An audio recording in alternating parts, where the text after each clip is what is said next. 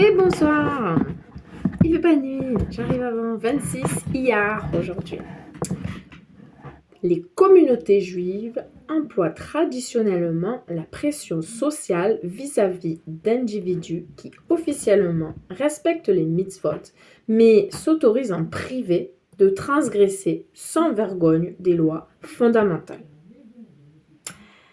Si aucun autre moyen ne donne de résultat, on peut publier le fait qu'un juif considéré comme pratiquant enfreint régulièrement certaines lois dans la mesure où cela peut l'inciter à se repentir.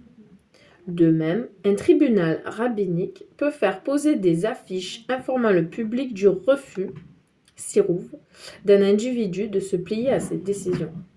La pression sociale représente souvent le seul moyen dont dispose le tribunal rabbinique pour faire appliquer ses décisions. Lorsqu'un juif dit du lachon hara, chaque mot qu'il prononce est enregistré par un messager, un ange. Le mal par excellence. Nos sages enseignent que 4 types d'individus ne seront jamais autorisés à se tenir devant la Shekinah, je sais pas comment on dit, la présence divine. Shekinah. Les moqueurs, les menteurs, les flatteurs et les médisants.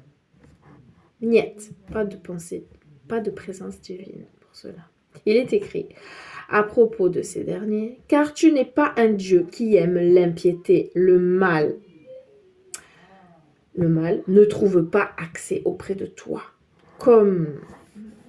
Non, point, c'est la ligne d'en dessus. Donc ça, c'était dans Télim, Psaume, chapitre 5, verset 5.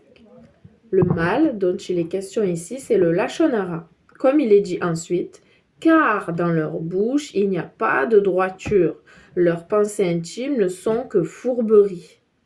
Celui qui dit continuellement du lachon hara est appelé mauvais, comme l'enseignent nos sages. Rabbi Hama bar Hanina dit, celui qui parle avec son prochain, mange avec lui, puis médit de lui, est appelé mauvais par Dieu. Tous les propos de l'homme dans ce monde sont enregistrés dans les cieux. Le Midrash dit, ne permets pas à ta bouche de charger ta personne d'un péché.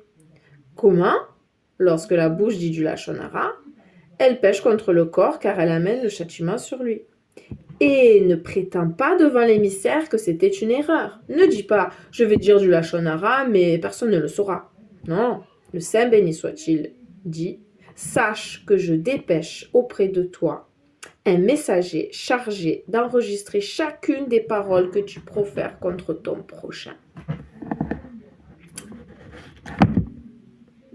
Devarim Rabba. Pourquoi il y a marqué Rabba? Devarim Rabba 6, verset 5.